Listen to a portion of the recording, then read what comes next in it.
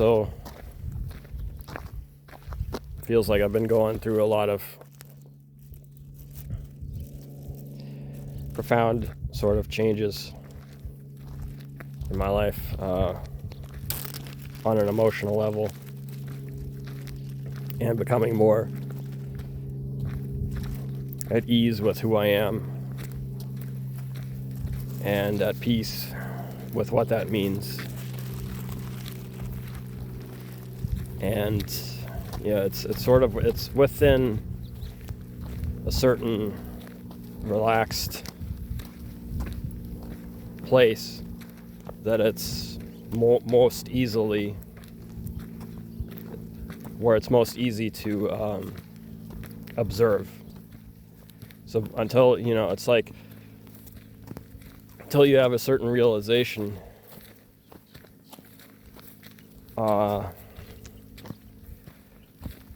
about the tension that you've lived under. Like if you live under tension, and tension is your predominant experience, it's almost like you become less aware of the tension that you live with constantly.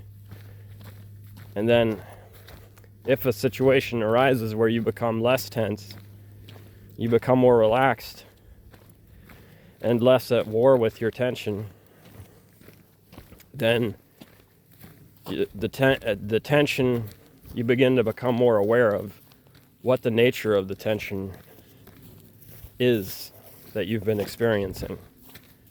And so this is what it's been happening for me. I've been more determined to accept myself as I am, and to understand the parts of me that have yet to be understood. In order to, and the purpose for this is that in order to heal something, the most important part is not doing something about it, it's understanding it. Before you do anything to try to quote unquote improve yourself, first you really ought to understand yourself. And perhaps you'll come to the realization that the healing that needs to take place is not that the thing that feels offensive to you, that is a part of you, is a problem to be solved. And that part of you is something that the healing takes place in reclaiming that part of yourself, and maybe stop trying to fix it, stop trying to make it go away. Accept that it might be inconvenient, but that this is, for whatever reason, that is part of who you are. It's part of what makes you, you. And, regardless of how difficult it makes your life, trying to make it go away, trying to solve it, only creates a split in your personality. And so this is what I've experienced. I've become more aware of the split in my personality, which is, it's sort of interesting, because it seems like, as the patient is becoming more healthy, he's like becoming more, it's sort of like aware of how crazy he is. It's like,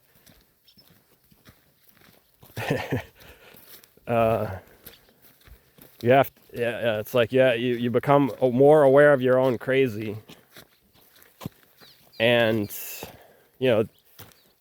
it's a scary thing to like say, yeah, you know, like I have like these two different beings inside of me that don't really get along well. And a lot of the pain that I suffer is when these two beings inside of me have a completely different goal in mind. And it's like you can't, it's like no matter how hard I try, I can't make them agree with each other. And it's like paralyzing because I'm like full on one part of me, I'm full throttle forward. Other part of me like wants something completely different.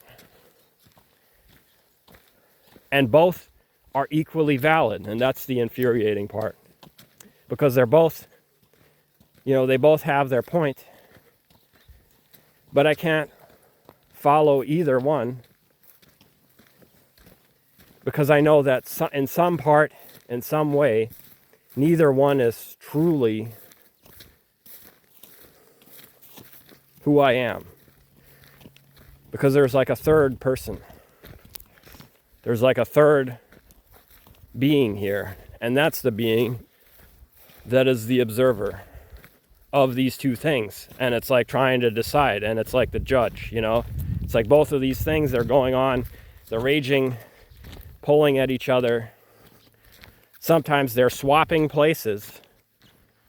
And they swap places back and forth so fast that it's hard for me to keep up. And then there's this third being who's become is like awareness, becoming aware of itself. And it's like looking at these two things. And both of these things are like, you know, they want two different things.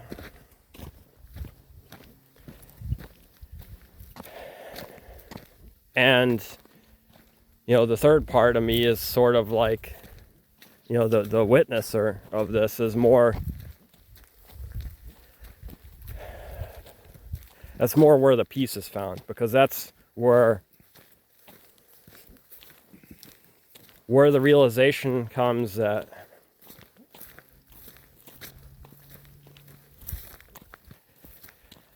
I'm not, like however things turn out, you know, whatever misstep I make, like that part of me is somehow not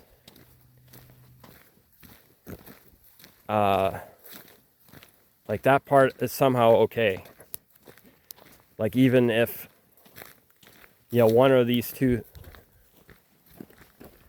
forces inside of me leads me down a wrong path, which it feels like it has most of my life, where I felt like I've made decisions because because I gave up, you know, it's sort of like I was able to mute one part of myself sufficiently so that I could move in a direction for a certain amount of time. But always knowing that the more that the second that I mute that part of myself and go in this direction, the muted part of myself the energy is gonna go into the muted part of myself. And that part of myself is gonna raise up like a pimple over time, and it's gonna create a situation where at some point I'm gonna have to realize that I'm at odds with myself again. And then because that part, when the energy becomes too much for that part of the self to become a container for that energy, that part sort of erupts out of me. And I can't control it anymore. And this is sort of like the purpose for control, you know. It's sort of like the reason I have to, you know, the reason for control is to control the part of me that I'm currently muting in order to achieve something. And that makes it very daunting for me to achieve things on certain subjects where there's a lot of division inside of me. And so, there's this part of me that's desperate to move forward with certain things. And then there's this part of me that is desperate to move forward on certain things. And that part of me wants to live as well. And then the other part of me that wants to be very cautious and play it safe. And, that part of me wants to have its voice. So no matter which one of these two I choose, it feels like I'm gonna be the one who loses, because neither one is going to leave me to a comfortable place. And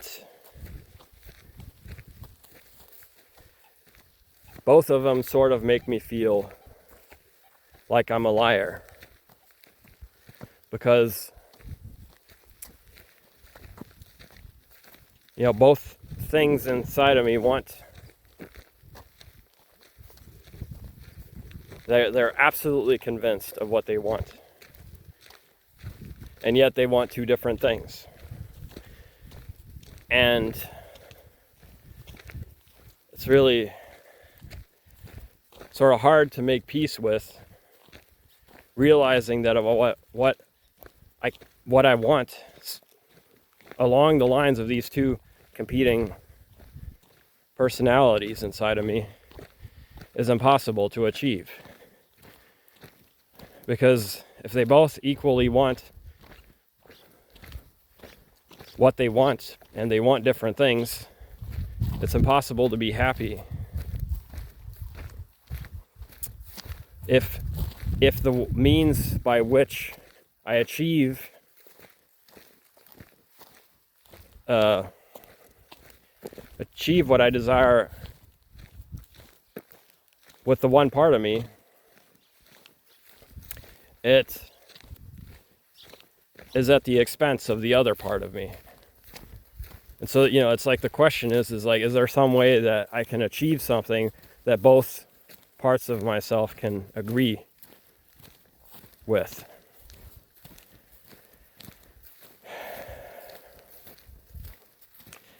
And so, what the solution seems to be so far is to become more aware. Just become less reactive, and to make decisions out of a desperate desire to escape from the overwhelming pressure of unfulfilled desires, and let that go. Let that part of me go, and allow me to mourn that part, while also acknowledging that the answer is somewhere beyond, is somehow transcendental to these two different conflicting parts of my nature.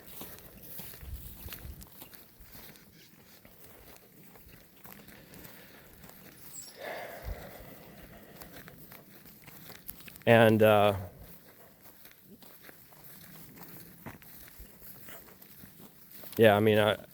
had a really good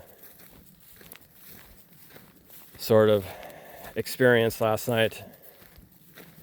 I cried in a way that I hadn't cried in a long time, like real authentic, doing the vocalizations and the tears. It just felt good, like that feeling of just the tears like pulsing out of my eyes and streaming, and feeling, it's within the crying, that I don't think anyone has ever felt misery while they were crying. It's like when people tell you to, stop crying, because it makes them feel bad, what they don't realize, I don't know why people don't realize this. Maybe it's because they are still holding on to so much and they aren't ready to cry about it, that they feel threatened when they see somebody cry, from a real place, an authentic place. Because it's the pain finally coming out. It's like the thorn, it's the relief. Crying is a relief. And it's been many years since I've had this kind of crying, breaking down, sort of letting go of ego and just saying, I don't know what to do. I'm totally fucked right now. I feel like, existence has been absolutely torturous and I don't know what to do. I don't know what to do. And it's sort of like in accepting that, where some kind of, it's just like, that's where the peace comes in, saying the words that you're afraid to say to yourself. And sometimes, it's weird because you could say the same words under different circumstances, and they wouldn't elicit the kind of tears. But when you really feel like it, when you really feel the emotion, and you don't even, not really sure what words to speak, but you reach for what seems to be the closest words to the truth. That's when it really, it's like, it's okay that everything is wrong in my life.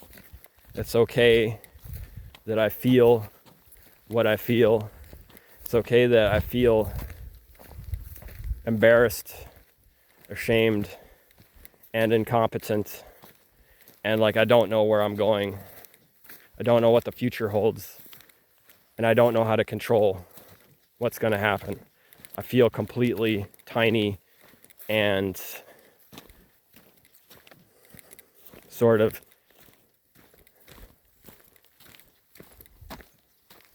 doomed. But it's funny because the second that I admit all of this, I feel relaxed, free. Like none of these burdens of having to be somebody who does things in the world to gain some kind of sense of self-importance that serves some story inside of my head that I've made up, that is, made up as important, that I can't love myself unless I meet a certain criteria, is essentially, the crux of it. And, it's like, there's the intellectual understanding, but then there's the real reality of I've deeply wanted these things that I've invested myself into. But realizing that another part of me just does not fucking want that, does not want to achieve what I've tried to motivate myself to achieve. I just can't do it, And not in the way, that I had tried to pressure myself to be all these ways, to be more whatever I thought, the world wanted me to be in order to feel loved. Essentially, I mean, that's what you could boil it down to, I think. But yeah, and realizing that I can let go of that image of success and accept the failure and having tried to achieve the impossible, yeah, it's a huge relief. And that's where the tears come from. Simultaneously mourning the loss of a dream that couldn't, the dream about myself that part of me, totally goes against what my nature is.